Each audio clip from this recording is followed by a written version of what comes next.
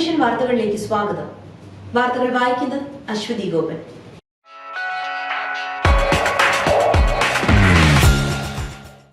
യുവതിയുടെ മരണം ക്രൈംബ്രാഞ്ച് അന്വേഷിക്കും.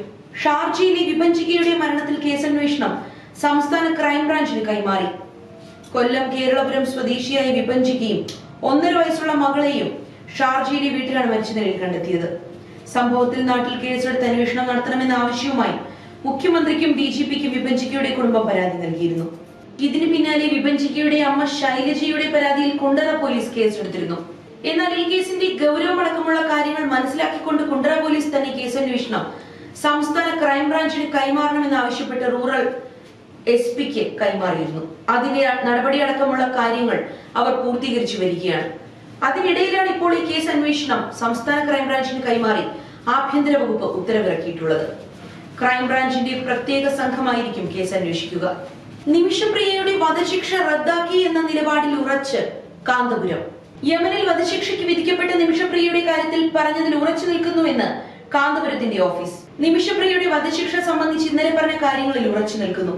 വാർത്താ ഏജൻസിയാണ് എക്സിലെ പോസ്റ്റ് ഒഴിവാക്കിയതെന്നും കാന്തപുരത്തിന്റെ ഓഫീസ് വിശദീകരിച്ചു. നിമിഷപ്രിയയുടെ വധശിക്ഷ ഒഴിവാക്കിയെന്ന വാർത്തയാണ് കാന്തപുരം എക്സിൽ പങ്കുവച്ചിരുന്നത്. കാന്തപുരം ഓഫീസിനെ കോട്ട് ചെയ്തുള്ള വാർത്താ ഏജൻസിയുടെ വാർത്തയാണ് ഷെയർ ചെയ്തിരുന്നത്. ഈ വാർത്തയാണ് ഡിലീറ്റ് ചെയ്തിട്ടുള്ളത്.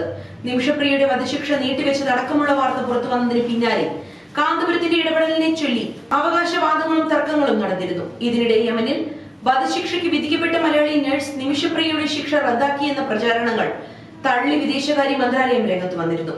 നിമിഷപ്രിയയുടെ കേസിനെ കുറിച്ച് ചില വ്യക്തികൾ പങ്കുവയ്ക്കുന്ന വിവരങ്ങൾ തെറ്റിദ്ധാരണാജനകമാണെന്ന് വിദേശകാര്യ മന്ത്രാലയ വൃത്തങ്ങൾ വ്യക്തമാക്കിയെന്നാണ് റിപ്പോർട്ടുകൾ.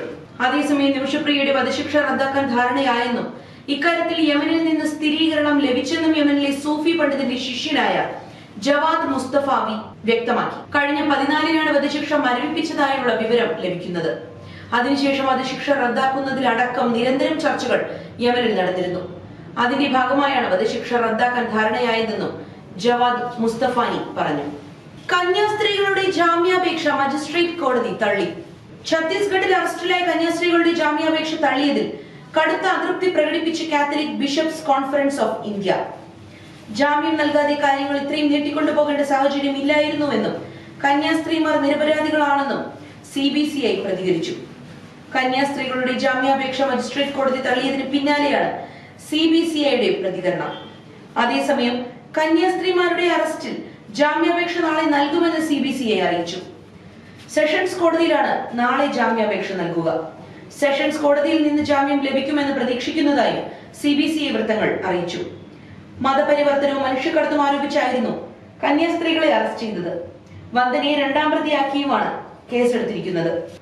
ശനിയാഴ്ചയാണ് ഛത്തീസ്ഗഡിലെ ദുർഗിൽ മനുഷ്യക്കടത്ത് ആരോപിച്ച് കണ്ണൂർ, തലശ്ശേരി, ഉദയഗിരി ഇടവകയിൽ നിന്നുള്ള സിസ്റ്റർ വന്ദന ഫ്രാൻസിസ്, അങ്കമാലി എളവൂർ ഇടവക സിസ്റ്റർ പ്രീതി മേരി എന്നിവരെ അറസ്റ്റ് ചെയ്തത്.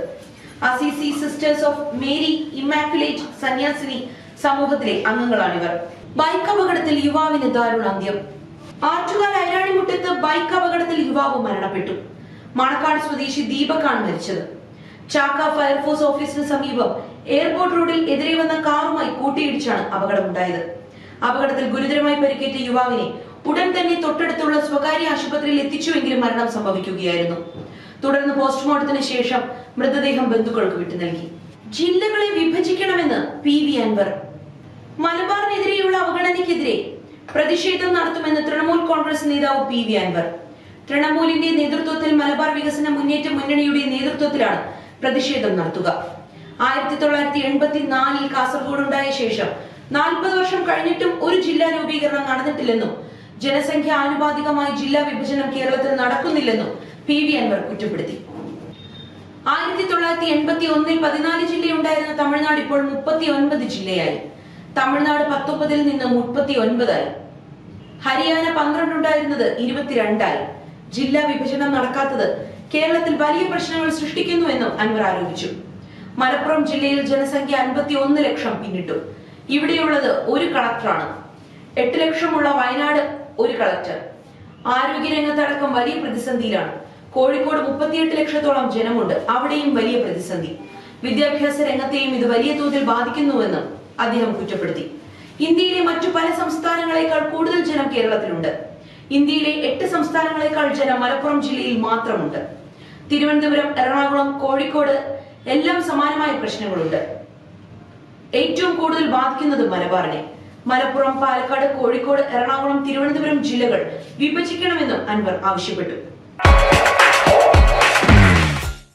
കായിക ലോകം. ഓവലിൽ ജയം ഇന്ത്യക്കോ അതോ ഇംഗ്ലണ്ടിനോ? ആൻഡേഴ്സൺ ടെണ്ടുൽക്കർ ട്രോഫിക്ക് വേണ്ടിയുള്ള ഇന്ത്യ ഇംഗ്ലണ്ട് ടെസ്റ്റ് പരമ്പര ആവേശകരമായ ക്ലൈമാക്സിൽ എത്തി നിൽക്കുകയാണ്. പരമ്പര വിജയികളെ തീരുമാനിക്കുന്ന 5ാമത്തെയും അവസാനത്തെയും ടെസ്റ്റ് വ്യാഴാഴ്ച മുതൽ ലണ്ടനിലെ കെന്നിംഗ്ടൺ ഓവലിൽ നടക്കാനിരിക്കുകയാണ്. നിലവിൽ ഇംഗ്ലണ്ട് 2-1 മുന്നിലാണെങ്കിലും ഓവലിൽ ജയിച്ചാൽ 2-2 സമനില പിടിച്ചു വാങ്ങാൻ ഇന്ത്യക്ക് കഴിയും. നമ്മുടെ ആരോഗ്യം നമ്മളിലൂടെ. നല്ല ആരോഗ്യത്തിന് തക്കാളി.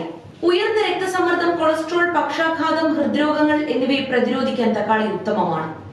Thiamine, niacin, vitamin B6, magnesium, phosphorus, ചെമ്പ് എന്നിവ തക്കാളിയിൽ അടങ്ങിയിട്ടുണ്ട്. വിറ്റാമിൻ കെയും കാൽസ്യവും എല്ലുകളുടെ ആരോഗ്യം ഉറപ്പാക്കുന്നു. ആന്റി ഓക്സിഡന്റുകളായ വിറ്റാമിൻ A, C എന്നിവ കോശനാശമുണ്ടാക്കുന്ന സ്വതന്ത്ര റാഡിക്കലുകളെ പ്രതിരോധിക്കും. തക്കാളി കഴിക്കുന്നതിലൂടെ കാഴ്ചശക്തിയും മെച്ചപ്പെടും. വിറ്റാമിൻ A മുടിക്ക് ആരോഗ്യവും ഭംഗിയും നൽകും. ശരീരഭാരം കുറയ്ക്കേണ്ടവർക്കും നിത്യവും തക്കാളി കഴിക്കാം. തേർഡ് വിഷന്റെ ഇന്നത്തെ വാർത്തകളുടെ പൂർണ്ണമാകുന്നു. നന്ദി, നമസ്കാരം.